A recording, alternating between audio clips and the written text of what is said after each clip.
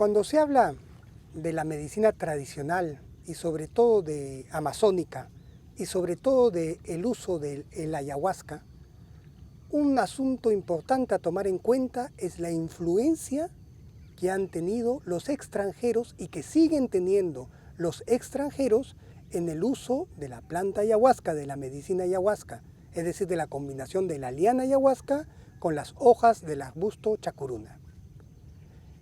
Más o menos en los años de 1950, en la década de 1950, empezaron a llegar los misioneros norteamericanos y europeos de raigambre evangélica.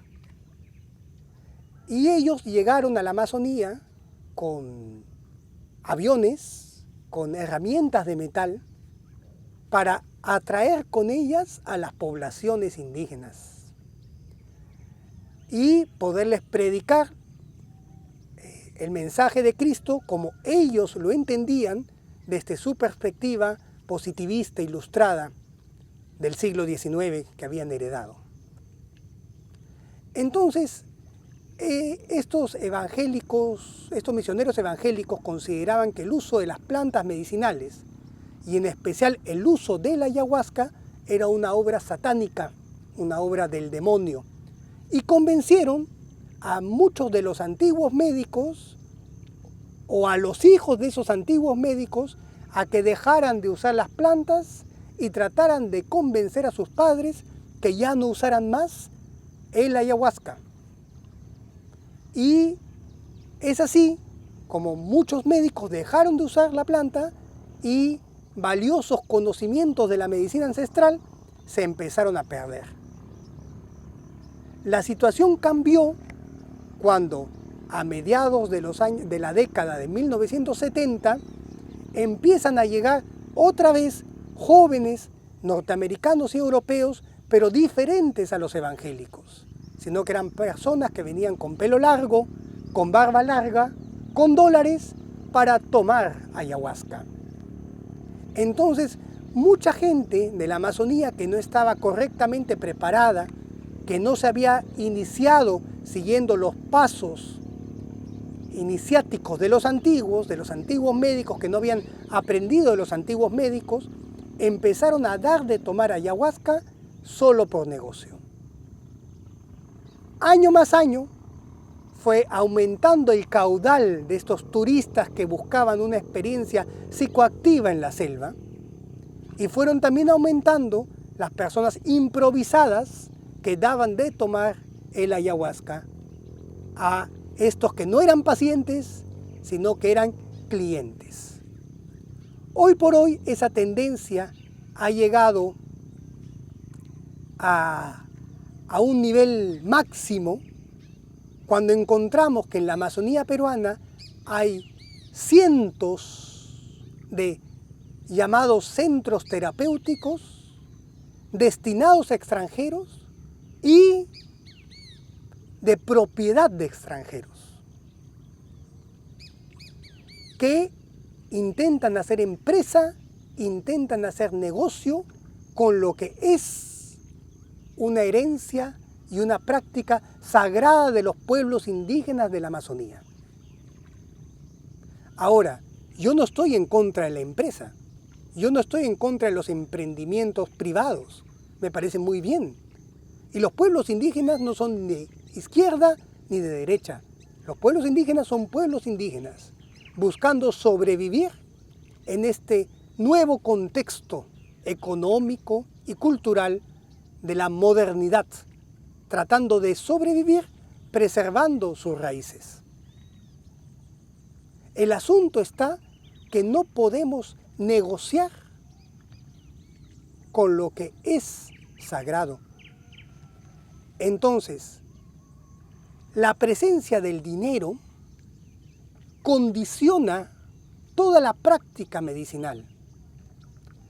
Primero, porque como ya dije, gente improvisada que nunca se inició empieza a fungir de los llamados chamanes, palabra que nunca existió en la Amazonía. El otro problema reside en que cuando un cliente paga por un servicio, espera que ese servicio colme sus expectativas. Entonces estos chamanes modifican las prácticas tradicionales para adaptarlas a las exigencias y requerimientos de los consumidores extranjeros de la planta.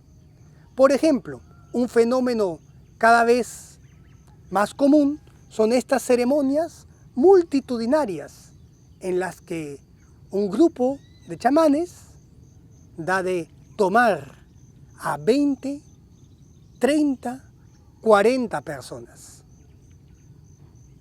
Esto, por supuesto, no puede ser pensado como una práctica medicinal. Lo que se está brindando ahí es una experiencia psicoactiva en un contexto pseudo-místico, pseudo-indígena, en el que se justifica, mediante el cual se justifica el consumo de la ayahuasca reducido a una droga. En primer lugar, la práctica antigua de la medicina tradicional es el médico, el sabio, el que tome la ayahuasca para hacer el diagnóstico. El paciente no tiene por qué tomar el ayahuasca. En segundo lugar, cuando un médico cura a un paciente, lo cura con sus cantos, y el canto está dirigido a un paciente en particular. No se puede curar al mismo tiempo a 20 personas con un solo canto. Y cada canto va profundizando en la enfermedad del paciente. Finalmente, un tratamiento en términos tradicionales es un médico con un paciente. El médico frente a su paciente, y cada canto va entrando más profundo en la enfermedad del paciente, en el cuerpo, en la mente y el espíritu del paciente para sanarlo. Entonces, no es compatible, es imposible hacer medicina y negocio al mismo tiempo, porque el negocio está en traer grupos de gente. 15 personas, 20 personas a las cuales se les cobra $1,000, $2,000 por 10 días de experiencia psicoactiva. Por favor, no podemos mentir tanto. Ya eso es una exageración de la mentira. Eso no tiene nada que ver con la medicina. En medio de este panorama complejo empiezan a aparecer también los, intermediarios culturales.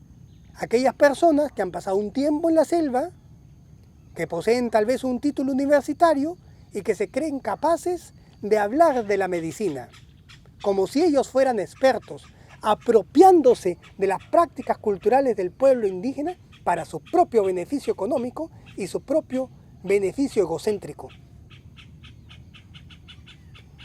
Si uno quiere comprender un poco al menos de la medicina ancestral de los pueblos indígenas, sin ser uno indígena, sin ser uno perteneciente a uno de los pueblos amazónicos, primero hay que pasar mucho tiempo conviviendo con los pueblos indígenas, aprendiendo el idioma y acercándose con mucho respeto para escuchar la palabra de los sabios antiguos. Y si es posible, ser miembro de una familia indígena, compartir los trabajos, compartir las alegrías, compartir las tristezas. Y nuestro trabajo debe ser beneficioso para nuestra familia indígena, nuestra comunidad más íntima me refiero.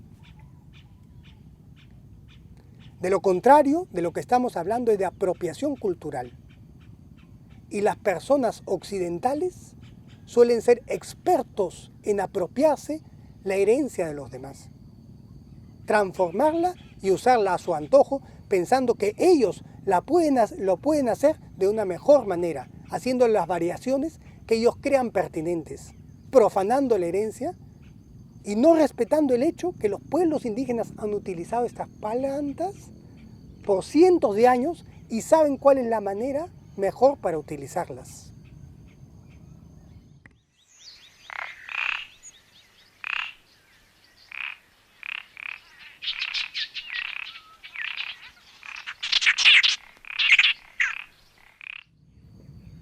La pregunta es, ¿Por qué algunos médicos legítimos de los pueblos indígenas aceptan ir a trabajar a estos centros terapéuticos con más de 20 personas? La respuesta es evidente. Lo hacen por una necesidad económica. Hoy por hoy, los recursos en la selva son cada vez menos. Cada vez es más difícil conseguir carne de monte, cada vez es más difícil conseguir peces. Y además, hay otras responsabilidades que solo se pueden cumplir con dinero, como mandar a los hijos a estudiar. Cualquiera quiere que sus hijos estudien. Entonces hay una necesidad económica por la cual las personas que participan, las personas indígenas, los médicos legítimos que participan de este tipo de experiencias, para mí, yo no los puedo juzgar. El asunto está en lo que los extranjeros hacen acá. Cada quien finalmente lidiará con su conciencia si lo que hizo o no hizo es correcto. Ahora, la gente dice que en estos retiros tienen experiencias con el ayahuasca que cambiaron por completo su vida. Yo me permito ponerlo en duda. De nada sirve tener grandes revelaciones, grandes visiones de serpientes. Eso no da salud. La medicina debe transformar nuestras prácticas cotidianas. Y una persona saludable es una persona que puede tener buenos vínculos con su pareja, ser buenos padres, ser buenos elementos de la sociedad, ser buenos profesionales, cumplir a carta cabal nuestras obligaciones y nuestras responsabilidades con la sociedad.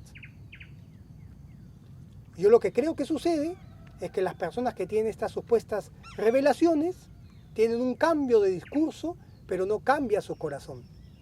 Es decir, no rompen con su egoísmo, no rompen con su vanidad y su soberbia, no rompen con su búsqueda de reconocimiento personal. Simplemente cambian de atuendo, cambian de traje y se vuelven un poco más hippies. Pero eso no significa ser una persona saludable, ser una persona positiva en la sociedad. Entonces, esos son los mitos que hay que empezar a romper. La práctica de estos centros de visita de grupos está causando la depredación de la ayahuasca.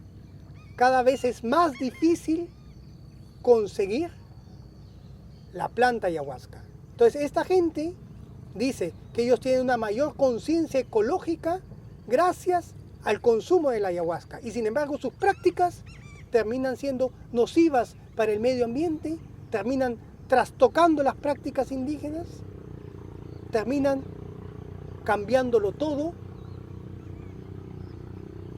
porque ellos nunca dejan de ser consumidores, que quieren un servicio y que esperan que ese servicio se dé en sus propios términos. Las personas quieren que el ayahuasca los cambie, que el ayahuasca los cure. Otros quieren curarse siendo vegetarianos. Otros quieren curarse haciendo yoga. Otros quieren curarse meditando. Y la verdad es que estos son nada más medios. Hay que dejar de creer en ilusiones. Lo único que puede transformar al ser humano es si abrimos nuestro corazón de manera unánime a la presencia de la luz del Espíritu. La luz del Espíritu de Dios es lo único que puede transformarnos en lo profundo y hacernos nuevas personas. Limpiarnos de la vanidad y del egoísmo para entender que la máxima realización del ser humano se da sirviendo al prójimo, siendo testimonio vivo de la luz del Espíritu en nosotros para beneficiar a los demás.